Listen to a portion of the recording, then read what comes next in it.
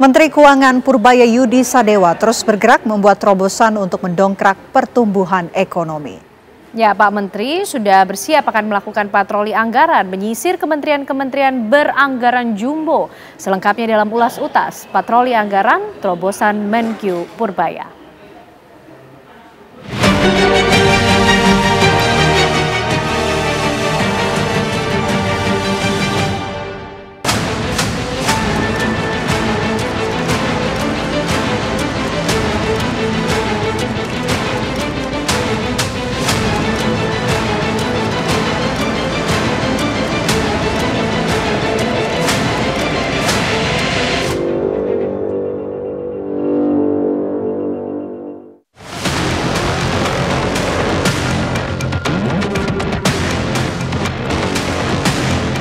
Publik kini seakan dibuat menanti. Ada kebijakan penuh gebrakan apa lagi dari Menteri Keuangan yang baru, Purbaya Yudi Sadewa.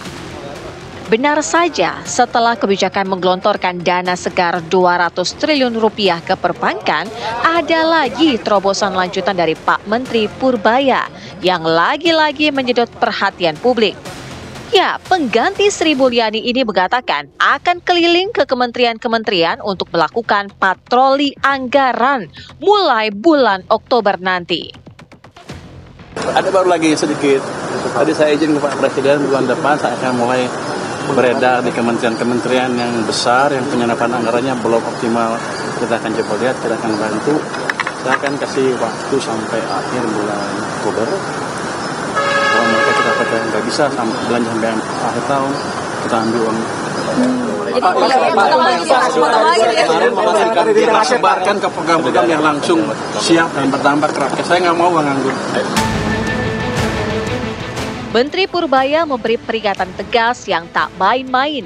Ia akan mengambil anggaran yang tidak dibelanjakan dan mengalihkannya ke sektor produktif yang akan berdampak besar untuk rakyat. Bukan negur, itu kita mau bantu. Kita bantu secepatnya, tapi kalau nggak bisa juga kita ambil duitnya. Kan gitu, fair kan? Daripada nganggur, duitnya kan saya bayar bunga juga. Saya akan alihkan ke tempat lain yang lebih siap atau ke masyarakat langsung. Seperti perluasan bantuan tadi yang 2 kali 10 kg beras. Jadi kan bisa diperpanjang di situ. Kalau emang nggak bisa diserap, tapi kalau bisa diserap ya bagus. Jadi saya nggak negur, tapi saya mendukung. Tapi kalau nggak jalan ya ambil duitnya. Bagus. Rencana patroli anggaran yang sudah digaungkan Menteri Purbaya bisa menjadi alarm bagi lembaga beranggaran jumbo untuk tak lagi berdiam diri. Mereka harus bertindak aktif demi tumbuhnya perekonomian. Pertama, dampaknya adalah memastikan supaya seluruh menteri-menteri atau kepala lembaga udah mulai fokus ke belanja.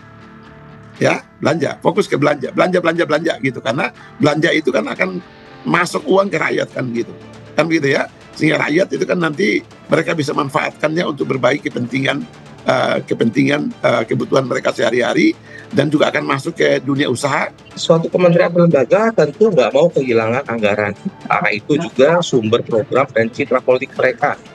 Jadi ini bisa akan ada tarik menarik nih dari politik ya, secara politik.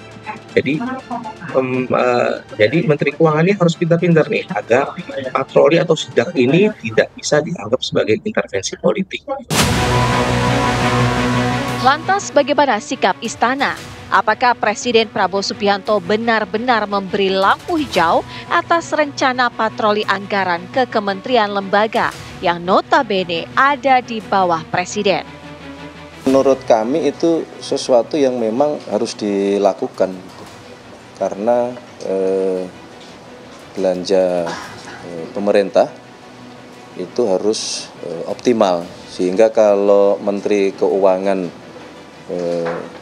mengevaluasi tentu berdasarkan data. Kalau memang ada kementerian yang menurut data tersebut serapannya masih belum optimal, ya sudah menjadi kewajiban untuk kita bersama-sama, terutama Kementerian Keuangan, mendorong supaya pelaksanaan program-program di kementerian tersebut yang korelasinya nanti dengan penyerapan anggaran itu bisa optimal. Bagaimana pula dengan suara wakil rakyat di Senayan?